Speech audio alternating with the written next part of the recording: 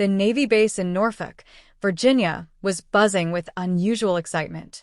Word had spread that President Donald Trump was visiting to meet sailors and tour the facility.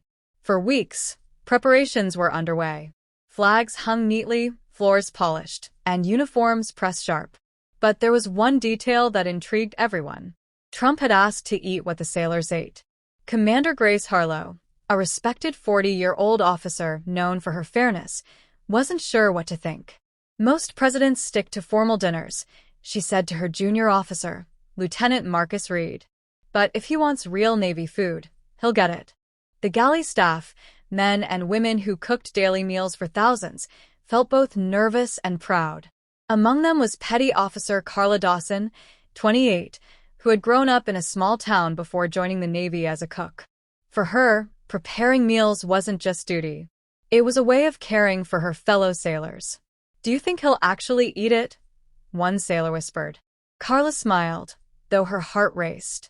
"If he does, he's going to see what we really live on." The announcement spread like wildfire.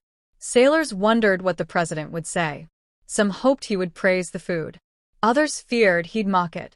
None could predict that his reaction would leave the room silent. Trump, meanwhile, on Air Force One, looked over the briefing. He put the folder down and said quietly, "If I'm going to meet them, I want to know what their life feels like, even in something as small as a meal." What began as a simple request for Navy food was about to become something far deeper than anyone expected. Carla Dawson woke at 4:30 a.m. sharp, tying her dark hair back and slipping into her white Navy cook's uniform. She wasn't just preparing another breakfast today. She was preparing food for the commander-in-chief. She walked into the galley, greeted by the familiar clang of pans and the hum of the giant ovens. The Navy galley wasn't glamorous. Industrial trays, simple ingredients, and strict schedules. But this morning, the crew worked with unusual precision. "What's the menu?" asked Seaman Lopez, still half asleep, but trying to mask his nerves. "Meatloaf, mashed potatoes, canned green beans, and peach cobbler," Carla replied. "Standard." The president wanted exactly what the sailors eat. No upgrades. The team exchanged glances.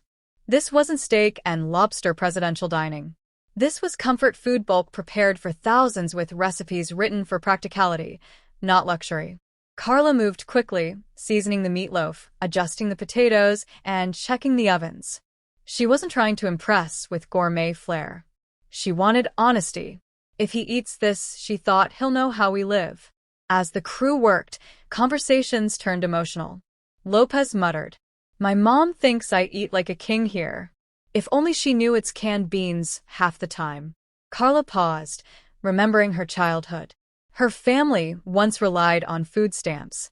To her, even simple meals had dignity. "Food isn't just food," she whispered. "It tells a story." By 11 a.m., trays were lined, dishes steaming, and the galley spotless. The crew's nerves grew heavier with each passing minute. Meanwhile, outside, hundreds of sailors gathered, awaiting the president's arrival. The meal wasn't just food anymore. It had become a test, a moment of truth. The motorcade rolled into the Navy base, security tight, cameras flashing. Sailors stood at attention in crisp uniforms, the air thick with anticipation. Trump stepped out, waving, his familiar presence both commanding and approachable. He shook hands, saluted back at sailors who greeted him, and cracked a few light jokes that loosened the mood. Commander Grace Harlow escorted him. "Mr. President, welcome. The crew is honored to have you." Trump nodded. "Thank you, Commander. I'm honored to be here, and I hear we've got lunch waiting." That line alone stirred whispers through the ranks. Unlike the usual staged photo ops, he had insisted on eating in the galley, side by side with sailors. No silverware sets, no fine china, just trays and benches. Inside the galley, Carla and her team froze when they saw him enter. Trump scanned the room, then smiled. "Smells good. Who's the chef?" Carla, heart pounding, stepped forward. "Petty Officer Carla Dawson, sir." He extended his hand. "Well, Carla, let's see what you've got." The sailors lined up with their trays, and Trump joined them. No special line, no reserved seat. He grabbed a tray, accepted a scoop of meatloaf, potatoes, and beans, just like everyone else. When he sat down at a long table filled with sailors, silence fell. Phones captured every second. Trump picked up his fork, looked at the plate, and chuckled.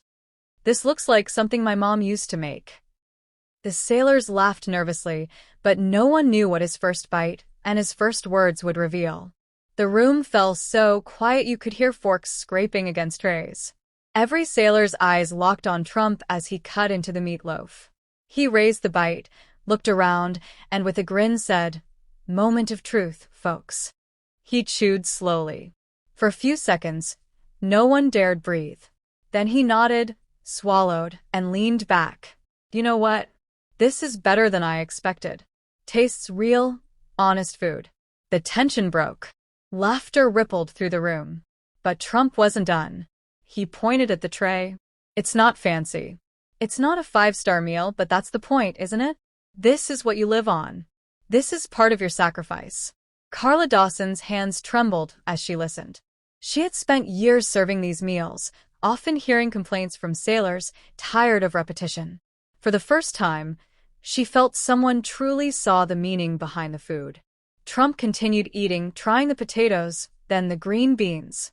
"Canned beans. I grew up on these. They may not look like much, but when you've got a long day ahead, this keeps you going." A young sailor at the table, barely 19, spoke nervously. "Sir, do you really like it?" Trump looked him in the eye. "Son, I've eaten food worth hundreds of dollars a plate, but right now this matters more because it's the same food you eat. That makes it special." Silence fell again, not out of awkwardness, but from the weight of his words. For the first time, the sailors realized this meal wasn't about taste. It was about recognition. Carla Dawson leaned against the counter, watching from a distance. She'd never imagined the President of the United States would eat her cooking, let alone praise it. Growing up, her family often had little. Dinner was canned soup, peanut butter sandwiches, or whatever her mom could put together. Carla had once been embarrassed by it, but now those same humble meals seemed connected to something bigger. "He actually gets it," she whispered. Lopez, her fellow cook, nudged her. "I thought he'd spit it out. Guess you just got presidential approval." Carla laughed nervously. "It's not about approval. It's that he sees what we go through." Trump continued talking with sailors, asking them questions, not just about food, but about their families, their deployments, their struggles. He wanted to know what kept them going, what worried them most. A sailor confessed, "Sometimes it's the little things, sir, like a warm meal after a long watch.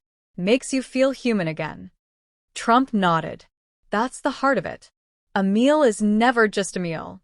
It's fuel, but it's also comfort. Carla felt tears sting her eyes.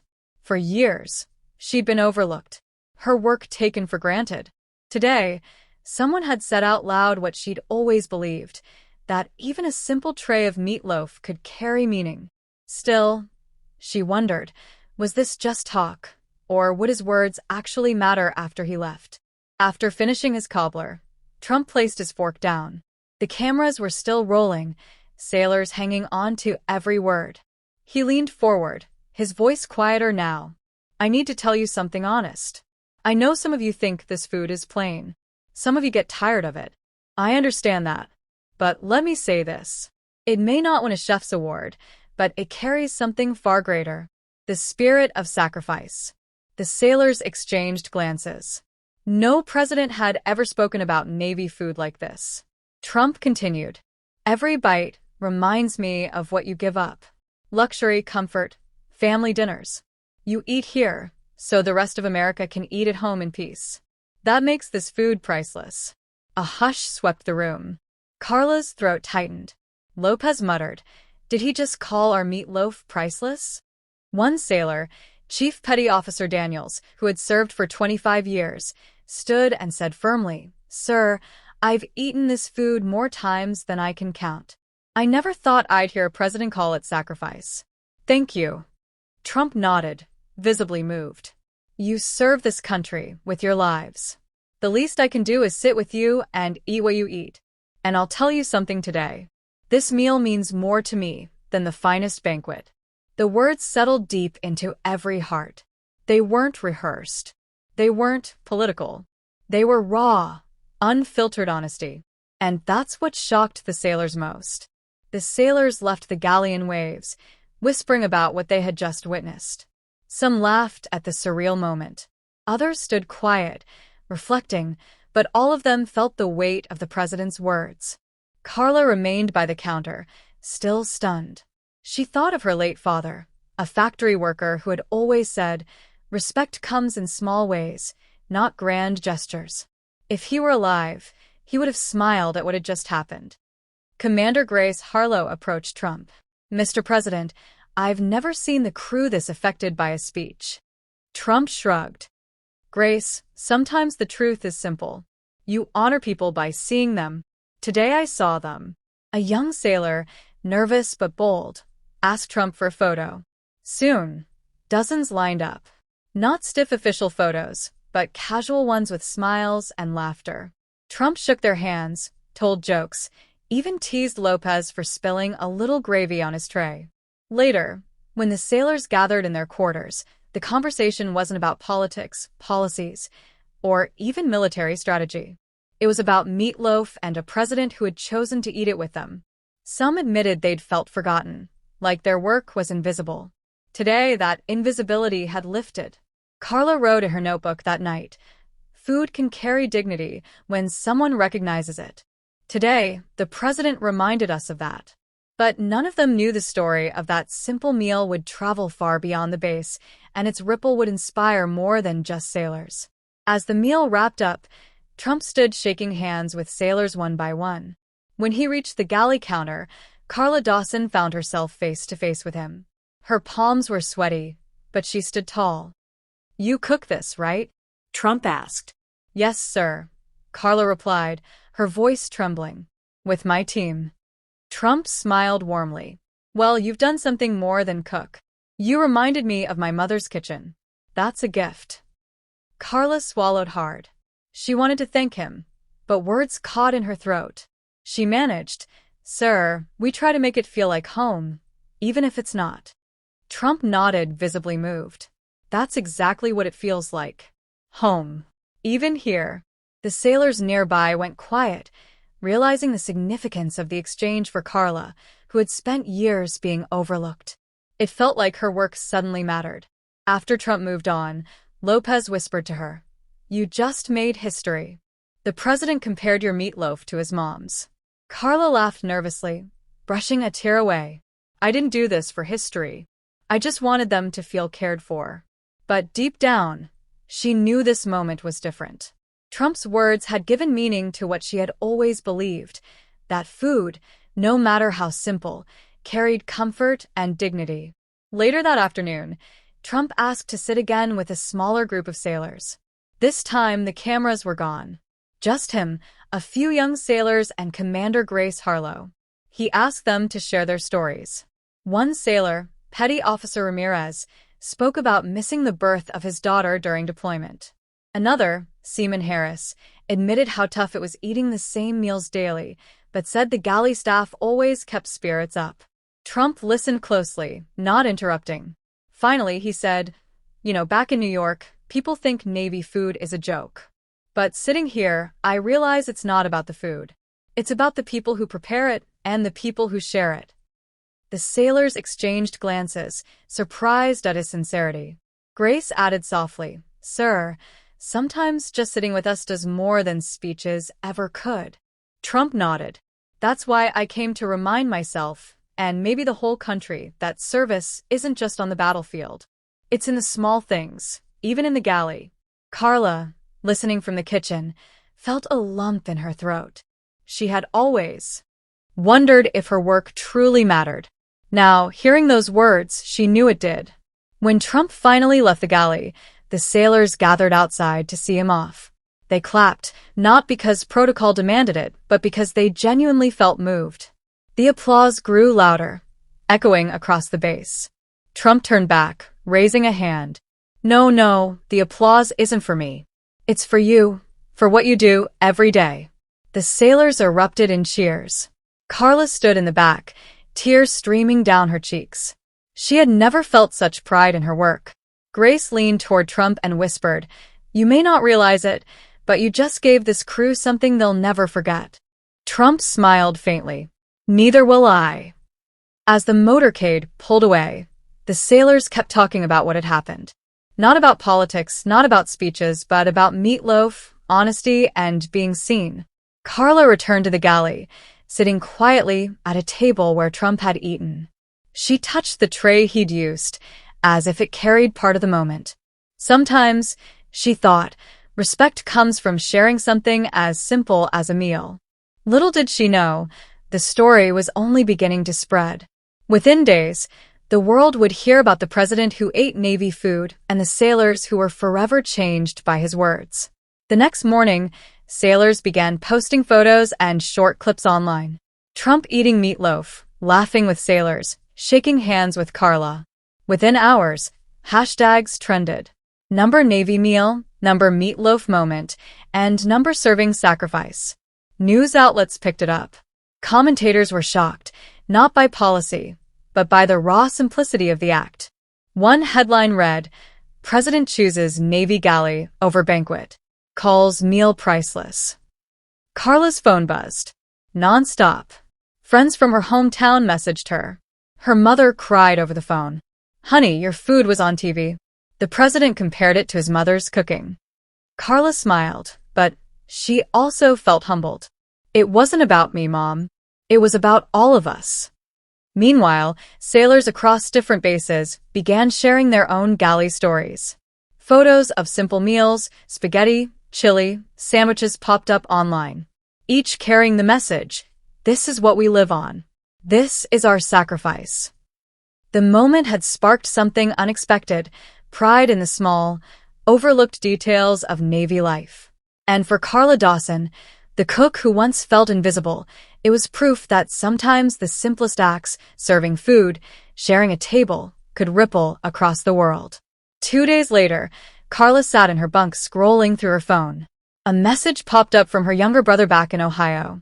"Sis, I saw you on the news." Dad would have been so proud. Carla's eyes filled with tears. Her father had passed away before ever seeing her in uniform. He used to tell her even the smallest jobs matter if you put your heart into them. For years, she doubted him, thinking cooking in the Navy was too small, too unnoticed. But now the whole world was talking about Navy food and her role in it. Later that day, Grace Harlow stopped by the galley. She handed Carla a sealed envelope. "What's this?" Carla asked. "A note," Grace said with a smile. "From the president." Carla's hands shook as she opened it. Inside, written in bold handwriting, were the words, "Carla, thank you for reminding me of home and for reminding the world that sacrifice is served on every tray. Donald J. Trump." Carla sat down hard on a bench, clutching the letter to her chest. Lopez peeked over her shoulder and whistled. "Guess you just became the Navy's most famous cook." But to Carla, it wasn't about fame. It was about validation that her father had been right all along. By the end of the week, talk shows and newspapers across America debated the Navy food moment. Some dismissed it as a publicity stunt, but others said it revealed something deeper, that respect and recognition often lived in small gestures. Veterans called into radio stations reminiscing about their own galley meals. One Vietnam vet said tearfully, "I remember beans and rice in the mess hall. We used to complain, but now hearing the president honor it, it feels like someone finally understood." In schools, teachers used the story to talk about humility and service. Kids wrote essays titled, "What a Simple Meal Means." Even Carla's old high school invited her to speak virtually. She told the students, "It's not about being famous. It's about remembering that your smallest efforts can carry the biggest meaning." Meanwhile, on the Navy base, morale was higher than anyone could remember. Sailors stood a little taller in line at the galley. Food that once seemed boring now carried pride, and all of it had begun with one unexpected meal. Commander Grace Harlow sat in her office, replaying the week in her mind. She had served for nearly 2 decades and seen countless presidential visits. They were usually polished, rehearsed, and distant. But this one felt different. She pulled out her journal and wrote, "Leadership isn't about speeches or ceremonies. It's about presence." Today, a president eating meatloaf reminded us all that dignity can be found in the simplest acts. Her phone buzzed. It was an email from a retired admiral. He'd seen the footage and wrote, "Grace, I don't know how you pulled this off, but you gave the Navy something priceless. Pride." Grace leaned back in her chair, smiling faintly. She thought of her younger self, fresh out of the academy, believing leadership meant giving orders. Now she understood it differently. "Leadership," she whispered, "sometimes means sitting down with your people and eating what they eat." A week later, Carla was called unexpectedly to the commander's office. She walked nervously, clutching the president's letter in her pocket. Grace greeted her warmly. "Carla, the White House reached out again. They're inviting you to a special dinner." Carla froze. Me? "Why me?" "Because you reminded the president of home. Because you reminded us all of dignity." Carla hesitated. "I'm just a cook." Grace's voice was firm. You're not just anything. You represent thousands who serve quietly every day." That night, Carla called her mother. Tears flowed on both ends of the line. "Mom, they want me at the White House." Her mother whispered through sobs, "Your father's words came true, honey. The smallest jobs matter." For the first time, Carla allowed herself to believe it. Weeks later, Carla walked nervously into the White House dining room. The chandeliers sparkled. The tables were lined with fine china. So different from the Navy galley. Trump greeted her with a smile. "Carla, the cook who made me remember my mom's kitchen. Glad you're here." He seated her among decorated officers and dignitaries, but treated her as an equal. During the meal, he raised his glass and said, "We often celebrate generals and admirals, and rightly so. But today, I want to honor someone who serves with food, which fuels every mission to Petty Officer Carla Dawson." The room erupted in applause. Carla blushed, her hands trembling. She